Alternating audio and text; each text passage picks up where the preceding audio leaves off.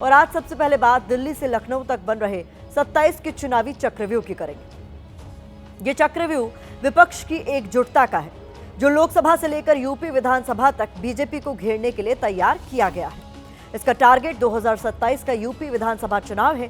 इसके संकेत आज दो तस्वीरों से मिले हैं। एक तस्वीर यूपी विधानसभा की है, जहां सोमवार को बजट सत्र की शुरुआत हुई। 11 फरवरी को योगी सरकार अपने दूसरे कार्यकाल का आखिरी बजट पेश करेगी। चुनाव को देखते हुए योगी सरकार का बजट लोक लुभावन हो सकता है। हालांकि 27 की बाजी में बीजेपी को कड़ी टक्कर देने के लिए विपक्ष भी तैयार खड़ा है। बजट सत्र के पहले ही दिन विपक्ष ने आक्रामक तेवर दिखाए। समाजवादी पार्टी और कांग्रेस विधायक एकजुट होकर देवी अहिल्याबाई होलकर के अपमान को मुद्दा बनाते दिखे। विपक्षी विधायकों ने विधानसभा परिसर में बैनर पोस्टर लेकर योगी सरकार के खिलाफ प्रदर्शन किया। वहीं इस चक्रव्यूह की दूसरी तस्वीर लोकसभा में बनती नजर आ रही है, जहां लोकसभा स्पीकर के खिलाफ अविश्वास प्रस्ताव लाने पर समाजवादी पार्टी और कांग्रेस एकजुट दिखी। विपक्षी दलों का आरोप है कि उन्हें सदन में अपनी बात रखने का मौका नहीं दिया जा रहा। ऐसे में कांग्रेस की अगुवाई में विपक्षी दल स्पीकर ओम बिरला के खिलाफ अविश्वास प्रस्ताव लाने पर विचार कर रहा है। कांग्रेस, समाजवादी पार्टी समेत इंडिया गठबंधन की दूसरी पार्टियां प्रस्ताव पर सहमत नजर आ रही हैं। हालांकि इसमें समाजवादी पार्टी और कांग्रेस की एकजुटता 27 के लिहाज से अहम हो जाती है। पहले देवी अहिल्याबाई होलकर के मुद्दे पर समाजवादी पार्टी और कांग्रेस की एकजुटता का विश्लेषण आपके लिए करेंगे, क्योंकि देवी अहिल्याबाई का अपमान 27 की चुनावी लड़ाई के लिहाज से बड़ा मुद्दा बनता नजर आ रहा है। इस मुद्दे पर दिल्ली में लोकसभा से लेकर लखनऊ में यूपी विधानसभा तक जबरदस्त सियासी टकराव देखने को मिल रहा है।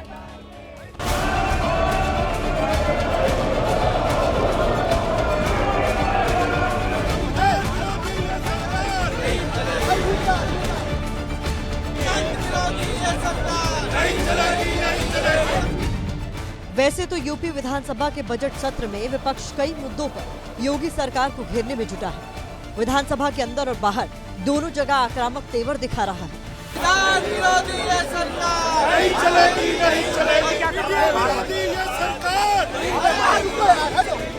यूपी में गुंडाराज, बेरोजगारी, खराब स्वास्थ्य व्यवस्था और पीडीए पर अत्याचार के खिलाफ आवाज बुलंद कर रहा है। हालांकि इन सारे मुद्दों की भीड़ में देवी अहिल्याबाई होलकर के अपमान का मुद्दा ऐसा है जिस पर लखनऊ से लेकर दिल्ली तक जबरदस्त सियासी घमासान छिड़ा हुआ है।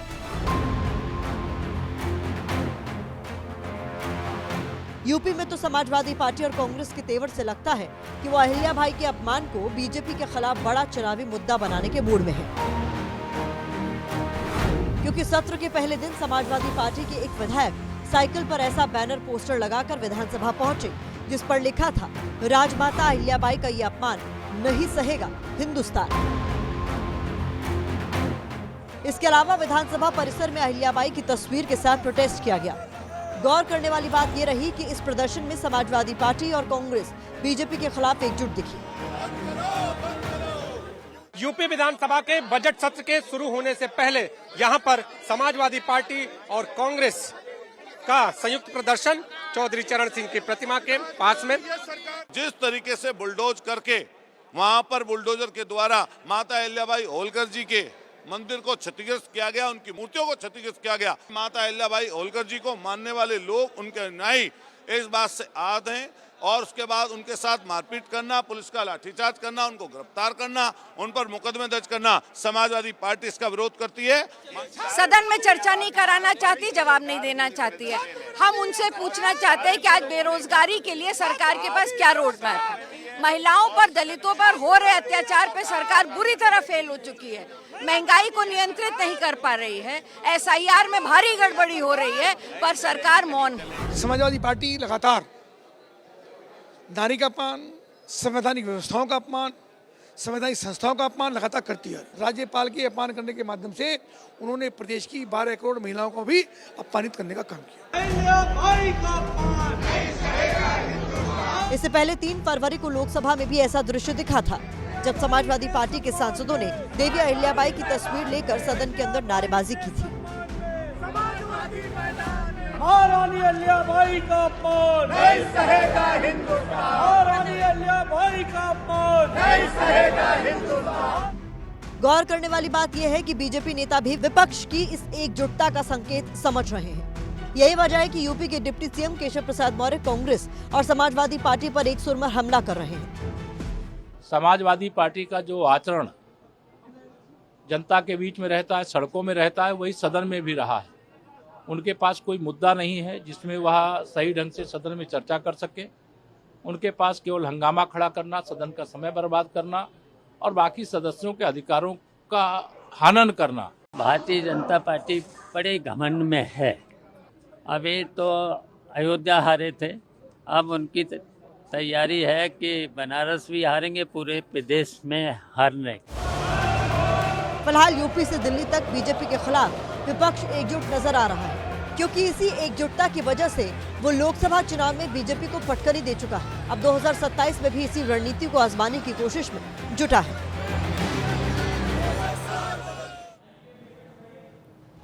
अब सवाल यह है कि यूपी से दिल्ली तक मणिकर्णिका घाट और देवी अहिल्याबाई के मुद्दे पर विपक्षी एकजुटता के मायने क्या है।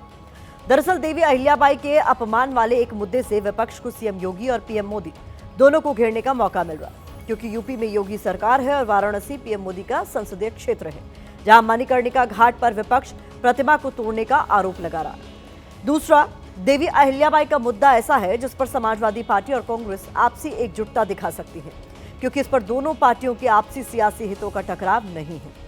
तीसरा ये कि देवी अहिल्याबाई का ही मुद्दा ऐसा है जो बीजेपी के खिलाफ जाति की लड़ाई के साथ धर्म की लड़ाई को भी साधने का हथियार बन सकता है।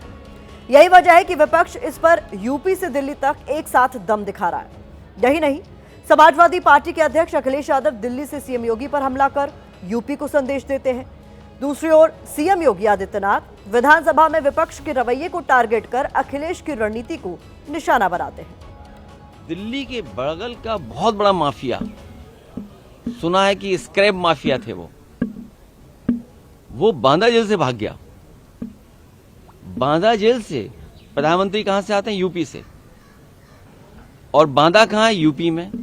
उनके सबसे प्रिय मुख्यमंत्री वहां हैं, जो न कभी नमस्ते करते हैं न कभी आदाब करते हैं। वहां पर जेल से बड़ा माफिया भाग गया। अब बताइए, अराजकता का कोई दूसरा उदाहरण होगा पूरे देश में जहां पर विधायक मंत्री का अपहरण कर ले? विधानमंडल लोकतंत्र का एक महत्वपूर्ण आधार स्तंभ है। यह संवाद से चलता है, कार्रवाई को बाधित करके नहीं।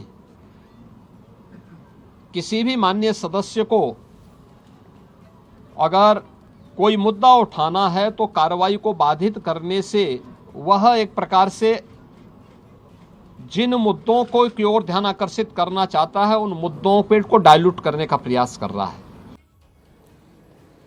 27 के चुनाव पर फोकस करते हुए विपक्षी पार्टियां यूपी से दिल्ली तक सरकार के खिलाफ एकजुटता का संदेश दे रहे हैं। खासकर समाजवादी पार्टी और कांग्रेस इसमें आगे है।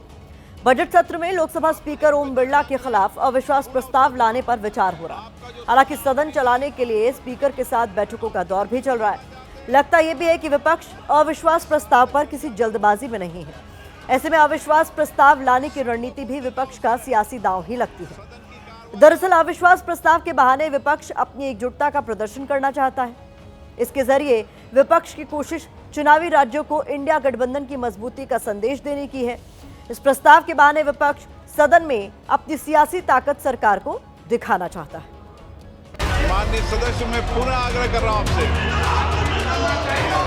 The Prime Minister was scared to come to the House, not because of the members, but because of what I was saying, and he is still scared because he cannot face the truth. Speaker का अपना सम्मान है, सदन की अपनी गरिमा है। उन बातों को लेकर के हम बातचीत किए हैं, देखिए क्या रास्ता निकलता है। स्पीकर साहब पे इतना प्रेशर है कि उनको खुद स्टेटमेंट देना पड़ रहा है जो सही नहीं है।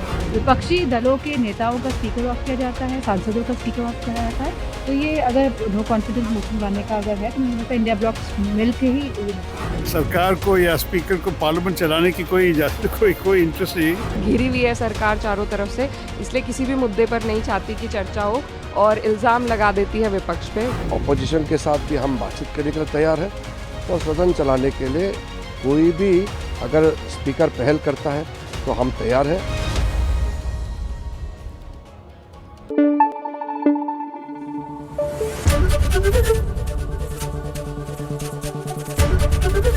एबीपी न्यूज आपको रखे आगे।